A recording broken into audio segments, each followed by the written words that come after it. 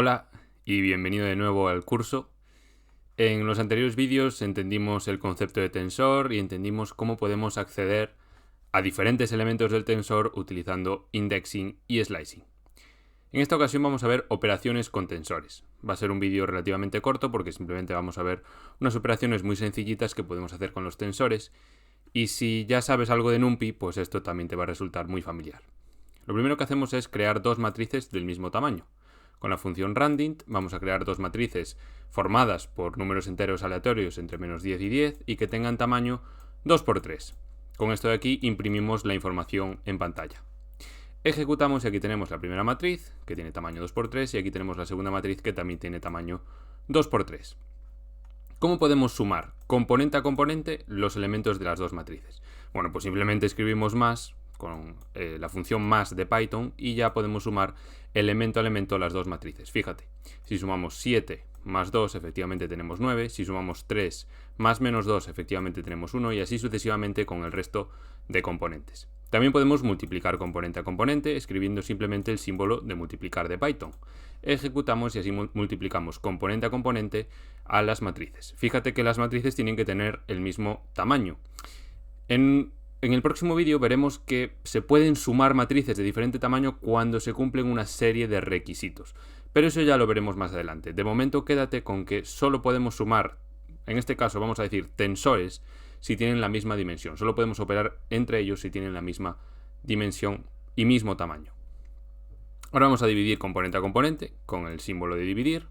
Y también podemos potenciar componente a componente, es decir, potenciar cada componente de X a cada componente de la matriz Y. Ejecutamos y así potenciamos. Bueno, como ves, estas operaciones son bastante sencillas y también vienen de NumPy, así que espero que ya las conozcas, espero que ya sepas que se pueden realizar estas operaciones con los tensores de PyTorch. Ahora vamos a ver cómo podemos juntar tensores para formar otros nuevos, y esto lo vamos a llamar stackear, porque la función de PyTorch pues es stack, entonces así ya se nos queda grabado en la cabeza. Entonces vamos a crear dos tensores nuevos. Esta vez también van a ser tensores con números aleatorios, enteros, entre menos 10 y 10. Y el primero va a tener tamaño 2×3 y el segundo va a tener tamaño 4×3. Ejecutamos. Y aquí tenemos a nuestro primer tensor y aquí tenemos a nuestro segundo tensor. Vamos a intentar stackear verticalmente a los tensores. Es decir, vamos a intentar poner el tensor X encima del vector Y. De esta forma tendremos una fila que sería toda esta fila de aquí más toda esta fila de aquí, esta fila de aquí más toda esta fila de aquí y esta fila de aquí más toda esta fila de aquí. Para ello simplemente usamos la función vstack y pasamos una lista de Python.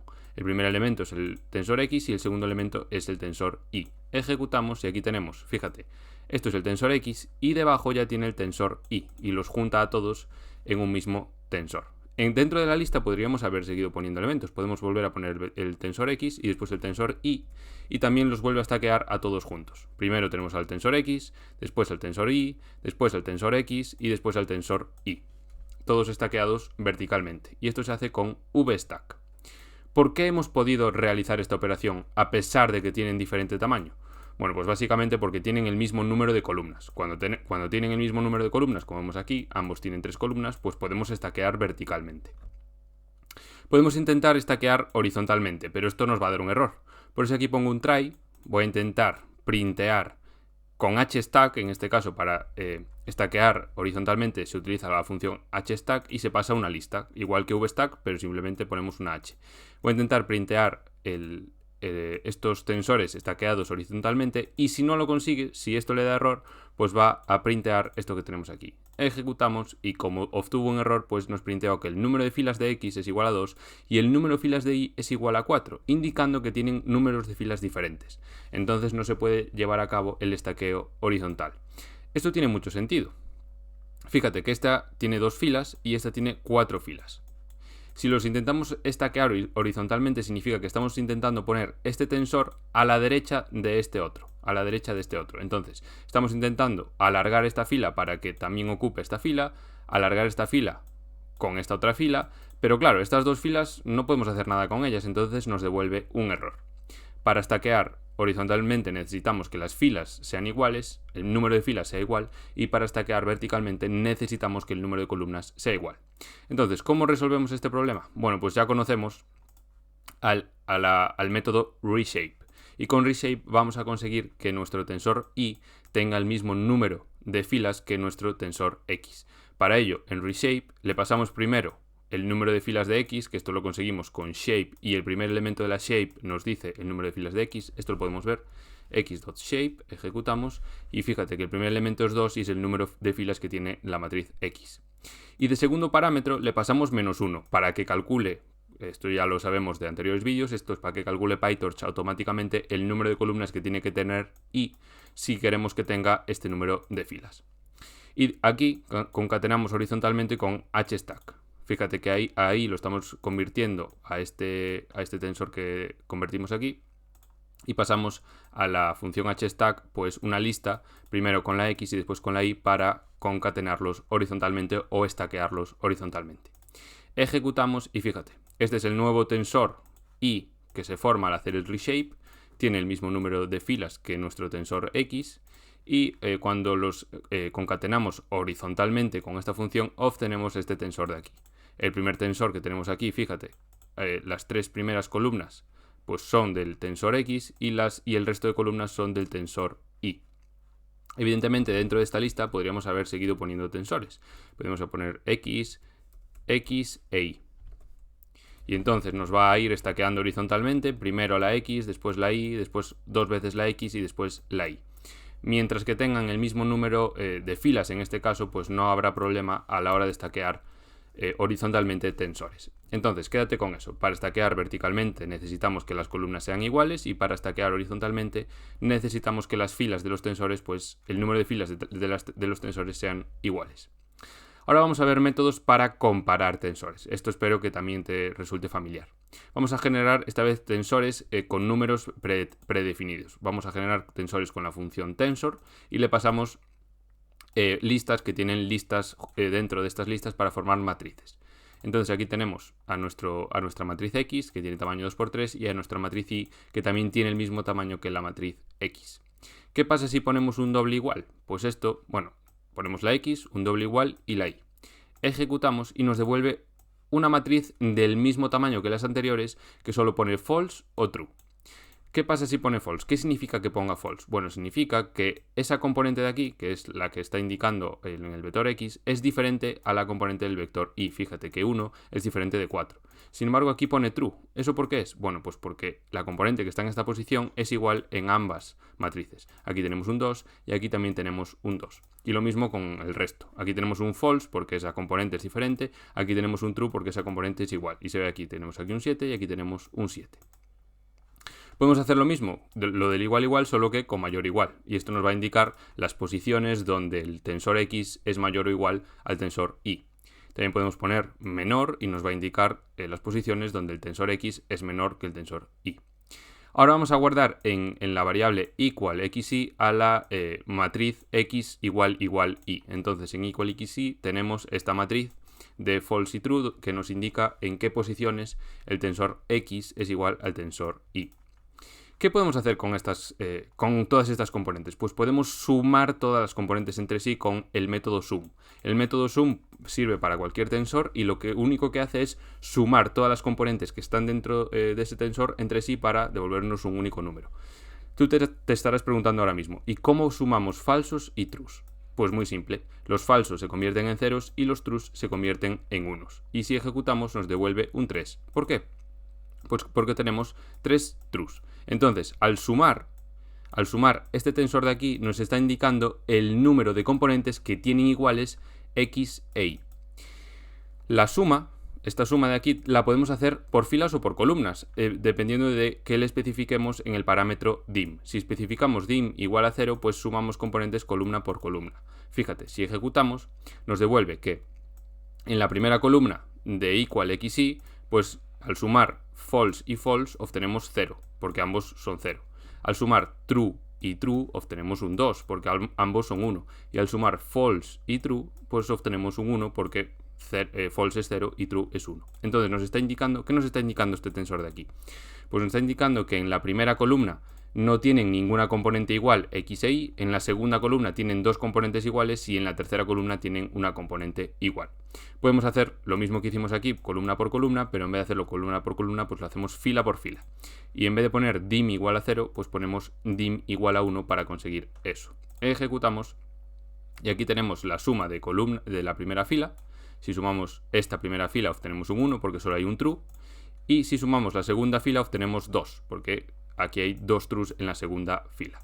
Como ves, es bastante sencillo de entender esto de aquí. Acuérdate que dim es igual a 0 para sumar componentes columna por columna y dim es igual a 1 para sumar componentes fila por fila. Vamos a ver otras funciones que podemos aplicar sobre las componentes de los tensores. Ya hemos visto la función sum, pues vamos a ver más.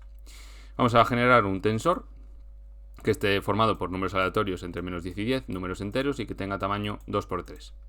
Podemos hacer exp. Esto lo que hace es elevar, o sea, calcular la exponenciación de menos 1. Eleva el número e a menos 1, eleva el número e a menos 4, eleva el número e a menos 3 y así con todas. Entonces nos devuelve pues todos esos números elevados a e.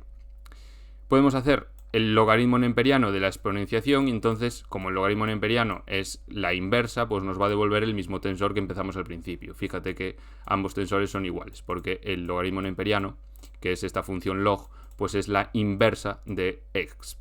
Fíjate, todas estas funciones podemos hacerlas también con torch.exp y pasamos dentro el tensor x y nos devuelve lo mismo que si hubiésemos hecho x.exp. ¿Cuál es mejor y cuál es peor? Las dos son iguales. Escoge la que mejor se adapte a ti. Yo normalmente usaré esto de aquí porque me parece más corto y que se entiende mejor, pero usa la que mejor te convenga a ti. Vale. ¿Qué más podemos hacer? Bueno, pues también podemos sacar el seno de todas las componentes que tenemos dentro de x. Si ejecutamos, pues aquí tenemos el seno. Y hay un montón de funciones más que puedes ver tú en internet. A medida que vayamos en el curso, pues veremos algunas más y usaremos aquellas que realmente son útiles para el deep learning. Una cosa muy importante es ver el tipo de dato que tenemos dentro del tensor. Y esto se ve con thetype. Si ejecutamos, nos devuelve que es un entero, int64. Son todo enteros porque, si recuerdas, formamos la matriz con randint, que nos devuelve enteros aleatorios entre menos 10 y 10 en este caso. Pero por defecto PyTorch está acostumbrado a manejar float32. ¿Qué significa que está acostumbrado? Bueno, pues que si tienes float32 en tus tensores normalmente no vas a tener errores. Fíjate, si para convertirlo a un float32 simplemente con el método float, x.float, ya lo convertimos todos a flotantes. Y si vemos el thetype, observamos que es float32. Podemos calcular, vamos a ver ahora la función min que nos calcula la media. En este caso, como ponemos dim igual a 1, nos va a calcular la media por filas. Y si ejecutamos, obtenemos un error. ¿Qué nos dice? Min could not infer output the type. Tiene que ser floating o complex. Es decir, necesitamos pasarlo a flotante para que no tenga errores. A esto me refiero con que PyTorch está acostumbrado a manejar float32. Y aquí ya nos pone, necesitas cambiar el tipo de dato de x para que funcione. Entonces si ponemos x float y después min y después calculamos la media, pues ya nos devuelve la media de cada una de las filas. Es decir, si sacamos la media de todos estos números de aquí, obtenemos menos 2.667. Voy a poner aquí a la matriz x para verla. Y si sacamos la media de todos los números que están en la segunda fila, obtenemos este número de aquí. Lo mismo va a pasar con la standard deviation. Si queremos calcular la standard deviation por columnas, en este caso porque ponemos dim igual a 0, pues nos va a dar un error porque necesitamos pasarlo a float. Ejecutamos y ahora ya no tenemos error y nos calcula la standard deviation de cada una de las columnas de nuestra matriz. Si no ponemos dimensión, pues nos calcula la standard deviation de todos los elementos que tenemos dentro de la matriz. Voy a dejarlo con las columnas.